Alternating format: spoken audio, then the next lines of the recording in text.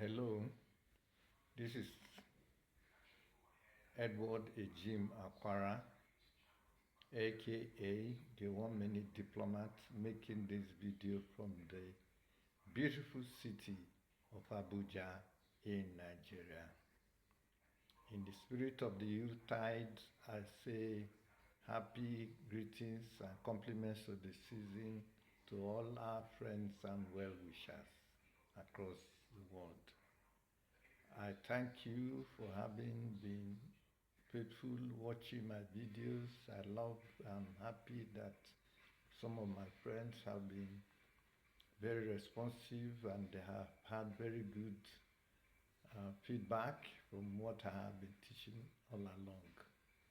Basically, like I said in my earlier videos, I had a dream once when I was in St. Paul, Minnesota, where God expressly told me that I should come back to Nigeria, which is my primary constituency and where I can be able to fulfill my destiny in grand style. So I shelved all the plans I had about going to school in the United States, studying law, and maybe ending up on some idyllic tropical paradise, maybe, or go to Maui or somewhere and just enjoy myself under some coconut trees. So God told me that I needed to come back to Nigeria and try and help at least to add some certain contribution to the so-called Nigerian project. So after that dream, I came back to Nigeria and I've been doing consulting and writing. In fact, like I mentioned earlier, my book, The 1 Minute Diplomat, which chronicles my life story, the times I spent in the Nigerian Foreign Service and some of the experiences I had with the larger world, my brushings with some of the powers that be, PAMSEC, directors, and Interpol and others.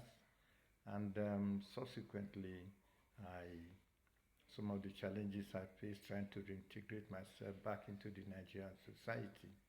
So, like I said, basically the problem we have in this part of the world is poverty thinking.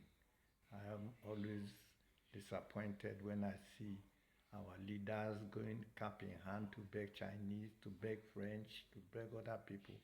I've lived and worked with these people. They are no better than we are, but they are better organized, they are more patriotic, they have a better sense of their self-worth. But here in this part of the world, life is cheap. People don't value life, maybe because we have hundreds of millions or whatever. And so people think like slaves. We continue to go and go to these people, go cap in hand to beg them, while we have everything. We have gold, we have amethyst, we have tantalite, we have barite, we have gypsum, white oil and gas, you name it, we have in Nigeria. In fact, as far as I'm concerned, Nigeria is the promised land. But we don't know. It is like the story of acres of diamonds, somebody who went around the world looking for some precious jewels, not knowing that his own backyard was filled with precious minerals. Or like the story, the Bible of reversal of roles, where you see servants are riding on horses and princes are the ones walking on foot. These people have nothing. I've lived here. I've lived in, I went to school in France. I've visited Switzerland. What do they have? They only have this upstairs. That's what they have to offer. Switzerland has nothing but ice. And yet, Nigerians and other foreign leaders go and stockpile our cash, our money in Switzerland, and they don't tell their families, they don't tell their relatives about the money that is there.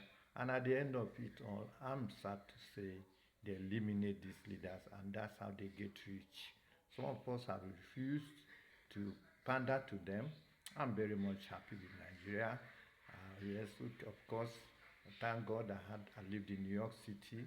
I enjoyed myself. I had a blast. I, you know, as at this time, there's nothing exciting, nothing more interesting to me than to go out into the countryside, listen to canaries singing, watching parrots playing around on the trees and so on. For me, this is paradise. So I do not share the view that there's something better out there for us. So today, as I'm concluding this video, I will say something basically about humility. Until you know that you don't know, you have not really started your journey. The more you learn, the more you know that you don't know.